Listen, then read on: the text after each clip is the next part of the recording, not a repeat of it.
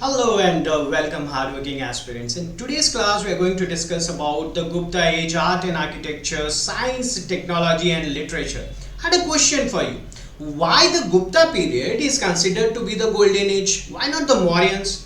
Why not the Kushanas? Kushanas also minted a lot of gold coins. Why not them? Why only the Gupta age is considered to be the golden age? When we talk about this, guys, please understand, when we talk about a golden period, it doesn't only limit itself to the melting of the gold coins, but was the art and architecture at its zenith or not? Was the science and technology at its top or not? What about the literature? You must also remember, we have discussed in our last class when we were discussing about the Gupta's rulers and their administration, that the Nalanda University, the very famous Nalanda University, was patronized by Kumar Gupta, and this university was that famous that from around the world people wanted to take admissions, and after the entrance exam only 30% of the people were allowed to take admission. So because of all these reasons, we say that Gupta period was one of the golden period of India's history. Okay, so let's get started. What are we going to see? With the very famous iron pillar which is in Mehrauli or in the Qutub Minar complex today. We'll also see the Ashokan pillar. The Ashokan pillar has the poet Hari Sena's inscription about Samudragupta. We'll see that, and we'll also see the other quite very important features of the Gupta period. But before that, a quick info to all of you. If you are preparing for TSPSC Group 1, TSPSC Group 2 or for the UPSC CSE 2026-27, right now we are having 50% discount on our batches. You can call on the numbers given below to inquire for more. Okay, so let's get started with the art and architecture in the Gupta age. And the first and foremost thing that we are going to start is with the temple architecture. In the Gupta age, we will see the emergence of the first freestanding Hindu temples. Please, this is very important. First freestanding Hindu temples will be seen while the Gupta period. Moving away from earlier rock-cut shrines, temples typically featured a square sanctum, a flat or slightly pyramidal roof, and a column porch, that is the mandapa. So we are seeing the sanctum sanctorium or the garbhagriha, that is what it is called. We are seeing also the pyramidal roof or the vimana, and we'll also see the mandapa. The Shikara became a hallmark, later evolving into the Nagara style. Okay, so these are the important features that we see of the temple architecture in the Gupta period. And some of the very famous temples are the Dasavatar temple, early use of stone, intricate carvings of Vishnu, and the Panchayatana. What is Panchayatana style? So basically when you have an idol in the middle, and then on all the four sides also you have an idol. So these comprise of 5. So this is known as Panchayatana style. Okay. Now the temple number 17 of Sanchi is also something which is related with the Guptas, and the Bhitargaon temple or the brick temple with prominent Shikara. So here you are seeing the Shikara is there, which we already talked about, that it will become an important feature of the Nagara style. And at these places you are finding the sanctum sanctorium or the garbhagriha. Okay, now let's see the next point of the Gupta period, and it is the sculpture. So when we talk about the Gupta sculpture, we have to talk about this Mathura as well as the Gandhara school of art, and they have now confluenced together. So the Sarnath Buddha, which is a calm meditative expression of the with the smooth drapery that you can see here, is one of the example. And also the Mathura Buddha, the red sandstone Abhaya Mudra. Abhaya basically means the fearlessness. We have already discussed this when we have discussed the Buddhism, and also when we have discussed in the art and culture classes about the Gandhara school of art, Mathura school of art, and Amravati school of art. Okay, now let's see about the Gupta paintings. Reflect sophisticated technique and aesthetic sense, with Ajanta cave as the finest surviving examples. And we also have the Jataka tales, the court scenes and religious themes with naturalism and vibrant colors. That is what is depicted with the Gupta painting. let's see the stupas and the pillars. So stupas like those at the Mirpur Khas and the Dhamek, that is in Sarnath, feature ornate carvings and Buddha images. This is also an example of the Buddha's art and architecture. Okay, now the next thing that we are going to see is the stupas and the pillars. This Allahabad pillar inscription, that was the Samudragupta's inscription, but it was inscribed by his court poet Hari Sen. And Hari Sen will also be one of the 9 gems of Chandragupta too. That is something which you should keep in mind. And this iron pillar of Delhi, that is in Mehrauli in the Qutub Minar complex, this is a great example of metallurgy that from so many years, hundreds of years, it has yet not got rusted. Okay, so this is something, and here we have the inscription which talks about Chandragupta too. Now the next point is the science and technology in the Gupta age. So obviously science will also take a few steps further. So in mathematics we have Aryabhatta, pioneering mathematician, who will make a groundbreaking contribution through his work Aryabhatya. Please remember that. Introduced the concept of zero and decimal system, calculated the value of pi with remarkable accuracy, developed sine and cosine functions, establishing foundations for trigonometry. This is what is attributed to Aryabhatta. And then next is Brahmagupta. Brahmagupta will further expand mathematical knowledge by developing rules for arithmetic operations with negative numbers and zeros, providing systematic approaches to solving quadratic equations. And when we talk about the astronomy, Aryabhatta revolutionized astronomical understanding by proposing the earth rotates on its axis, correctly explaining solar and lunar eclipses as natural phenomena and calculating that the moon and planets shine by reflected sunlight. So this is of great importance, because today's time the scientists have the telescope, the scientists have various other methods to calculate all these things, but to have calculated this in the ancient times really requires a vast amount of knowledge that must have been used by these people. The next point that we see is about the Varaha Mihir, that is he compiled the Pancha Siddhantika, or the 5 astronomical canons. So he synthesized earlier astronomical theories, developed methods to predict weather patterns based on astronomical observation, and his Brihad Samhita became a standard work on astrology. So that is what we are talking about, Varaha Mihir. And also there was the Romaka Siddhanta, which influenced by Greek ideas represent cross-cultural and scientific exchanges. The next is medicine.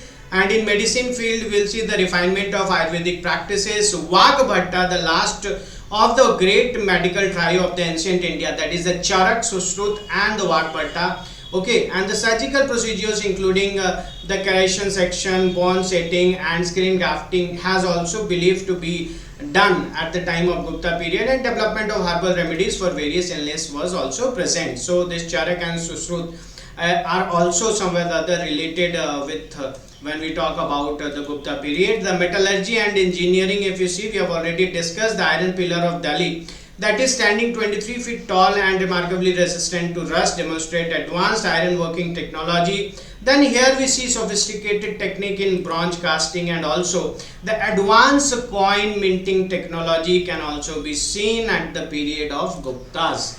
So the metallurgy and engineering was quite at the top, and then we see the agriculture technology. Enhanced irrigation system including canals and step wells were there for the crops. Advanced crop rotation and soil management technique was also done, and water management system was there. Other technological achievements, if we talk about textile production, improving quality of silk and cotton, color making techniques evident in the still vibrant Ajanta cave painting show us that they were also having the knowledge of different types of dyes or the colors. And the very famous Nalanda University became a center for scientific learning, attracting scholars from across Asia. Subjects taught were the mathematics, astronomy, medicine and engineering. At first it was started as a Buddhist monastery or Buddhist school where they used to teach Mahayana Buddhism. Okay, after this they also started teaching Hinayan Buddhism here. We also come to know that they were teaching Vedas as well as yoga, and also the Sankhya philosophy. Okay, the Sankhya philosophy the very famous philosophy, this was also taught here. We have the teachers from all over India, the South Indian teachers from Tamil Nadu were also present there. That is what we know about them. And Kumar Gupta I is said to be the one who patronized it at the very first, and after him also, when even the Gupta Empire is not there, the other rulers also patronize it. And it is said that somewhere around 100 to 200 villages, whatever the revenue was coming, that revenue was given directly to the Nalanda University. So this is also an important point that you should remember, and this was also an important point for the decline of the Guptas. How it is, we have already discussed. You must see our last class where we have discussed about it. So the scientific and technological achievements, we have seen only that it laid the foundation for many modern scientific principles. Now let's see about the literature during the Gupta age. So the golden age of Sanskrit literature is also at the time of the Guptas. We have Gupta rulers patronizing different poets, dramatists, scholars, scientists, all of these are patronized at this time. So let's see what other points are there. We have missed one important point here. If you see that the period witnessed the final compilation and standardization of India's two great epics, the Ramayana and Mahabharata. So they were finally compiled at this time, which were given their present form during this time. So this is an important point that you should remember. So the major literary work and the authors, if you want to see, Kalidasa is one of the notable authors and also one of the 9 gems of the Chandragupta II. He wrote Avyan Sakuntala, Meghaduta or Meghadutam, Raghuvamsa, Kumar Sambhava, Malvika Agnimitram, Ritu Samhara and Vikrama Rahasyam. So this is something which you should remember about Kalidasa. Then we have Bhasa, 13 plays attributed, foundational for Sanskrit Dhamma. Then we have Bharavi, that is the Kirtarunjya, a celebrated Sanskrit epic. Then we have Sudraka, Mritchikatika is what was a Sanskrit play which was written by Sudraka. Then we have Visakha Datta, who wrote a political drama named as Mudra Rakshasa based on the Chandragupta Maurya and the Mauryan Empire, also on the Nanda dynasty. The religious texts that we have, the Ramayana, Mahabharata, were finalized and standardized in this period. We have the Puranas like the Vishnu, Vayu, Matsya, Siva, Vara, Vamana and Narsimha Purana, codified and expanded, narrating myths, legends and religious practices. We also have the Smritis, that is the Narada Smriti and the Yagyavalkya Smriti, legal and social codes reflecting contemporary customs. Science and lexicons were there. Amar Simha, please remember, a very famous Sanskrit lexicon. What is a lexicon or what is a lexicography? When you compile a dictionary of a language. So he compiled the Sanskrit dictionary, that is Amar Kosh was its name, and it was compiled by Amara Simha. Aryabhatta, obviously we have read about him, the very famous book Aryabhatta, foundational text in mathematics and astronomy. Then we see Varaha Mihir, Brihat Samhita, encyclopedic work on astronomy and astrology, and Vishnu Sarma, the very famous for writing Panchatantra, collection of fables. So this was also present at the time of the Guptas. When we talk about the characteristics and the influences, the literature of Gupta period set classical standard for Sanskrit and also influencing the later poets and dramatists in India and the Southeast Asia. Religious texts like the Puranas, Smritis shaped Hindu religion. At this period of time, secular literature such as court poetry and dramas reflected the sophistication, and also the scientific and technical texts from this period marked significant progress in mathematics, astronomy and linguistics. We have already discussed about them. This is the Gupta script that you can see here, is quite evident, and the next part is we have come to the end of the chapter and we are going to see a few of the questions which were asked in UPSC Prelims. It was asked in 2013, which of the following statement is or are correct regarding Gupta literature. The Gupta period is considered the golden age of Indian literature. Okay. The major Puranas like the Vishnu Puran, Vayu Puran and Matsya Puran were written during this period. Okay. The epic Ramayana and Mahabharata were first composed in the Gupta period. Okay. All of the above, which of the following statement is or are correct regarding the Gupta literature. So the Gupta period is considered as the golden age of Indian literature. Well, it is not 100% that we can see. The epics Ramayana and Mahabharata were first composed in the Gupta period. They were not first composed, rather they were finally compiled. Okay, and the major Puranas like Vishnu Puran, Vayu Puran, Matsya Puran were written during this period, so we should go with number B. So let's see what is the correct answer here. The correct answer, the major Puranas, yes, that is the correct answer, and you can pause the video and see the explanation. The next question, who among the following was considered one of the Navratnas in the court of Chandragupta II? Vanabhatta, Kalidasa, Panini, Vishnu Sharma. Kalidasa is someone who was considered one of the 9 gems, and you can please pause the video again and see the explanation. Which of the following is not a feature of Gupta art?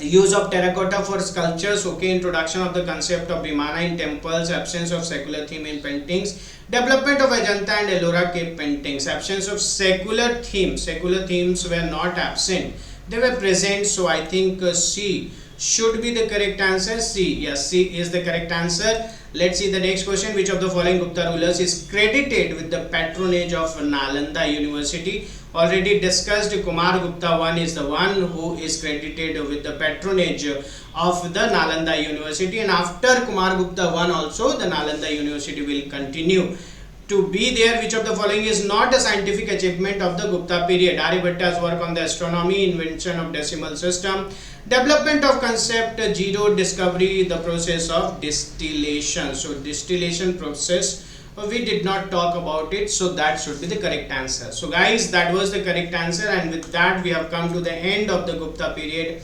One thing to be very certain and very sure to you, these topics are not this very small, but on YouTube we are bound with the time, so we have to finish it in time. If you really want to study it in detail, in comprehensive way, you need to join our live classes, and for that the numbers are given below.